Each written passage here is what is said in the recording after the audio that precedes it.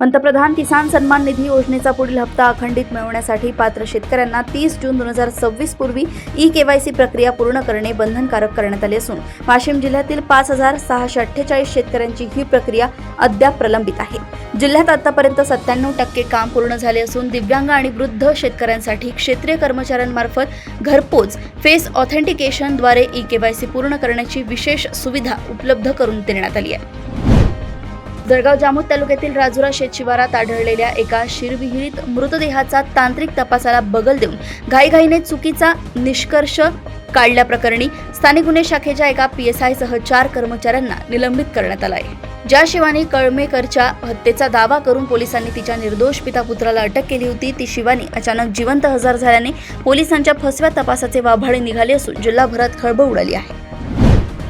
यवतमाळ जिल्ह्यातील 72 गावांमधून प्रस्तावित असलेल्या शक्तीपीठ महामार्गाच्या जमीन संपादनाविरोधात यवतमाळ आणि आर्णी तालुक्यांमधून तब्बल 451 शेतकऱ्यांनी SDO कार्यालयाकडे लेखी आक्षेप दाखल केले आहेत।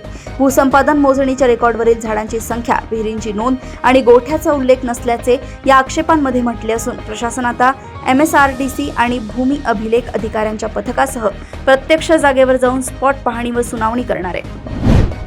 राज्यात नवीन शैक्षणिक वर्ष सुरू होण्यास अवघे 15 दिवस शिल्लक असताना शासनाने शालेय गणवेश योजनेत अचानक बदल करून संपूर्ण राज्यात निळ्या रंगाचाच गणवेश बंधनकारक केल्यामुळे अकोला जिल्ह्यातील मुख्याध्यापक आणि शिक्षकांची मोठी तारांबळ उडाली आहे।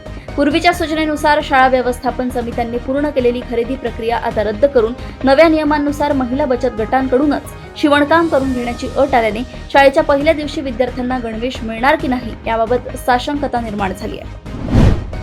अमरावतीच्या महादेवखोरी परिसरात नोकरी शोधणाऱ्या एका 18 वर्षीय तरुणीला 2 महिलांनी जाळ्यात ओढून चाकूचा धाक दाखवत डांबून ठेवले आणि त्यानंतर 2 नराधमांनी तिच्यावर अत्याचार केल्याची संतापजनक घटना उघडकीस आली आहे। पीडित तरुणीने मागच्या दाराने पळ काढून स्वतःचा जीव वाचवला आणि नागरिकांच्या मदतीने पोलीस ठाणे गाठल्यानंतर फ्रेझरपुरा पोलिसांनी अनुसूचित जाती जमाती अत्याचार प्रतिबंधक कायदा आणि भारतीय न्याय संहितेनुसार गुन्हा दाखल करून 2 महिलांसह 4 अटक केली आहे।